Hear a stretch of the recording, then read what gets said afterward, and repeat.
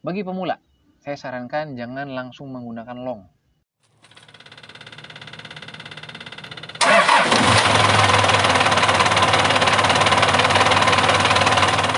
Salam hangat, salam Spotline. Jumpa lagi dengan kami Spotline Channel. Oke guys, untuk hari ini kita ngapain nih?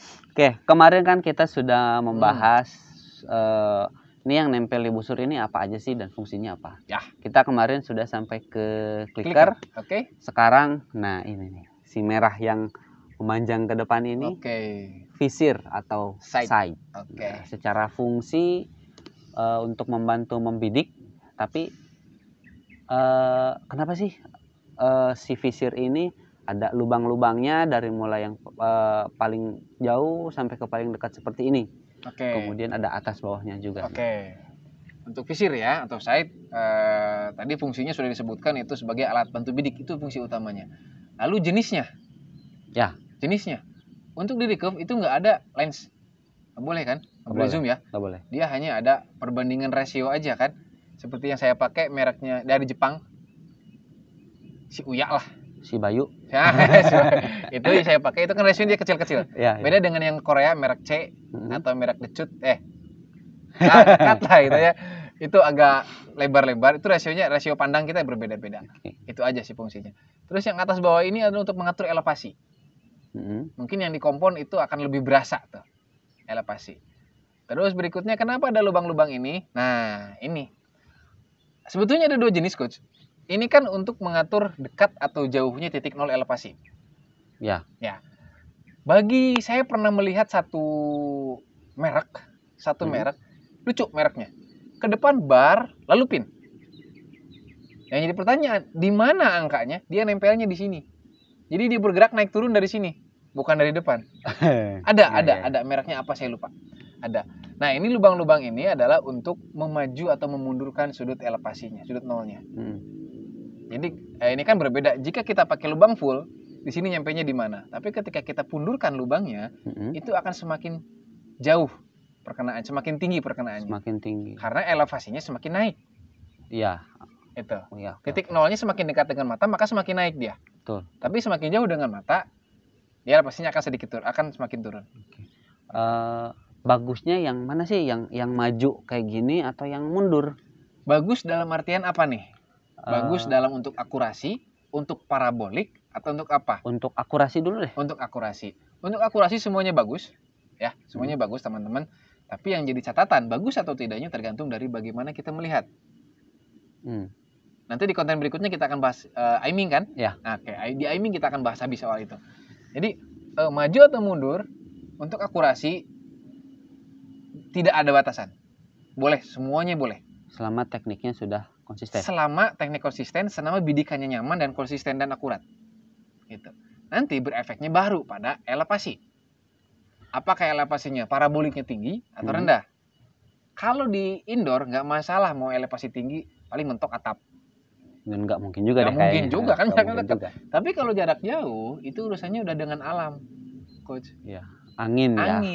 Semakin tinggi elevasi maka semakin lambat. Betul dong, karena powernya hilang kan. Betul. Jadi jangan naik. Ketika powernya lambat, speednya lambat, powernya kecil, ditiup angin, godek dia. Mending godek doang. Ketika dia naik begitu, speed semakin berkurang ya. Di atas, ketika take off itu 20 meter take off. Sisanya peran panes tuh. Harus spin wing.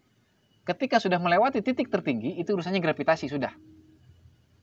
Itu urusannya gravitasi dan panes berpadu serta racikan arrow-nya seperti apa. Gitu. Seperti yang kita alami waktu di 2017 awal ya. BK Tasik. Untuk Pro kemarin kita menggunakan LBS yang sama. Tapi DL kita beda.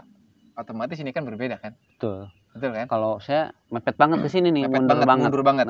Kalau saya masih di depan, cuman berhubung powernya kecil, jadi saya bidik selang satu bantalan kan? Iya. Ya kan? Saya bantalan 32, saya bidik 31. 30. Belok situ udah kayak tendangan Ronaldo gitu. Nah, itu dari sini. Pengaruh itunya dari sini, dari power. Jadi ini berhubungan erat dengan power busur dan racikan arrow. karena dorongan angin juga ya, jadi Betul. ngebidiknya harus ke kiri banget. Kalau Betul. saya malah kena bendera kan. Ya. Terus kalau yang pernah saya alami ketika posisi visir seperti ini ya, maju ke depan seperti ini, ketika memang tangan kita belum kuat megang busur kan goyang-goyang tuh. Betul. Jadi goyangnya turunnya 1 mili, arrow bisa nancapnya lain ketika di 70 betul. meter. Karena gitu. elevasi tadi. Ya. Elevasi 0, elevasi di depan dengan di belakang itu berbeda. Betul. Nah itu yang membedakan. Jadi ya. Semakin depan semakin sensitif coach.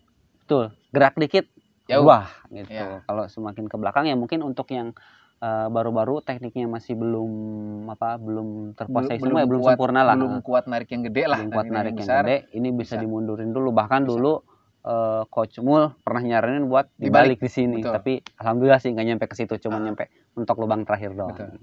Nah, selanjutnya tiang jemuran tiang jemuran yang dulu sekarang udah karbon dong. Udah move on sekarang yang itu dipakai murid sekarang. Tapi itu bersejarah ya. Bersejarah sekali itu. Nah, stabilizer. Pertama yang saya tahu panjang rodnya itu beda-beda ya. Beda, ya. Ada yang berapa in, ada yang berapa in, beda-beda. Kemudian untuk atlet-atlet pemula biasanya si pelatihnya itu nggak memakai side. Rod kiri kanan itu tidak dipakai. Hanya longnya aja. Kadang-kadang shotnya aja satu depan. Ya, pendek. Nah, bagaimana itu bisa terjadi, Coach? Oke. Stabilizer. Antena, tiang jemuran, apapun itulah pokoknya. Stabilizer itu memang sebagai namanya juga untuk menstabilkan. Ya. Apa yang harus distabilkan? Apa yang distabilkan adalah wide circle. Nah ini, biasanya ini ada di yang paham ini pelatih-pelatih tingkat expert ya. Saya pun hanya membaca sekilas postingan, kalau nggak salah tuh siapa, Prama Wisnu atau Coach Yoyok gitu ya, membahas itu, tapi hanya gambaran saja. Wide circle atau bagaimanakah si busur itu bisa diam dan nyaman tanpa kita mengeluarkan power yang gede. Ya. Ketika saya telah mohon diluruskan karena saya sangat awam sekali. Saya melihat pemanah Amerika dan pemanah Eropa serta pemanah Asia. Korea posisi ini berbeda. Kalau pemanah Eropa dan Amerika dia cenderung ke bawah. Seperti yang gunakan saya sekarang. Nukik kiri ya. Dia ke bawah.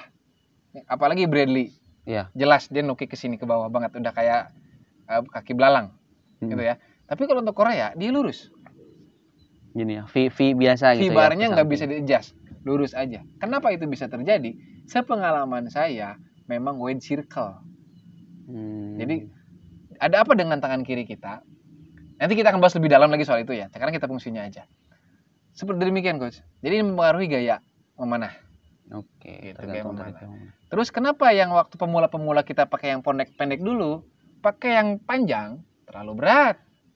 Nanti kalah ototnya kasihan. Terlalu bertahap. Di konten nanti juga kita akan membahas 4 tahap dasar memanah untuk pemula ya. Bagaimana cara berlatihnya. Itu kita bahas nanti. Tapi ini disesuaikan. Ketika memang kita busurnya 70, pakai yang lada panjang.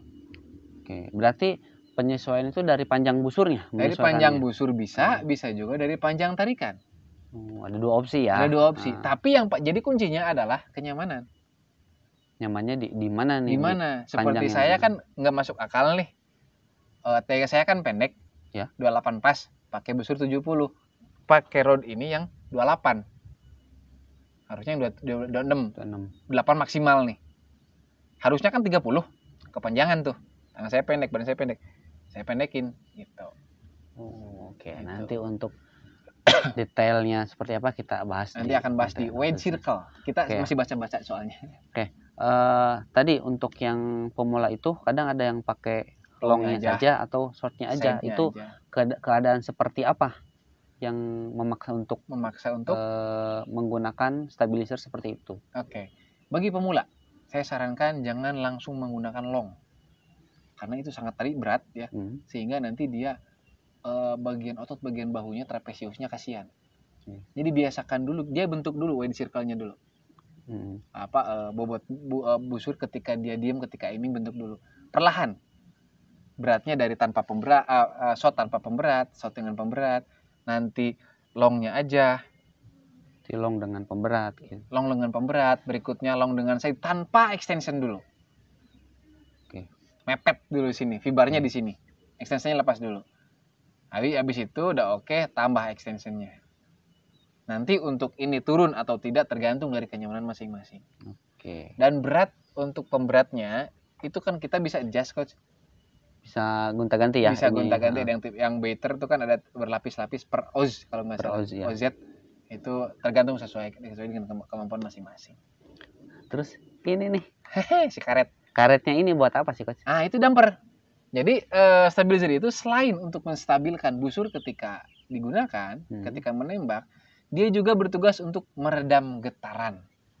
Meredam getaran ketika Rilis dilakukan. Oke, rilis, arrow lepas itu kan ada vibrasi tuh. Busur getar ya. Dari sini dari mulai tali getar sini, semuanya dibuang lewat sini, lewat long rodnya. Ujung sini. Ya. Okay. Makanya stabilizer dari mulai yang harga ratusan ribu sampai jutaan ada. Kalau yang bagus. Kalau yang proper lah gitu ya. Ya.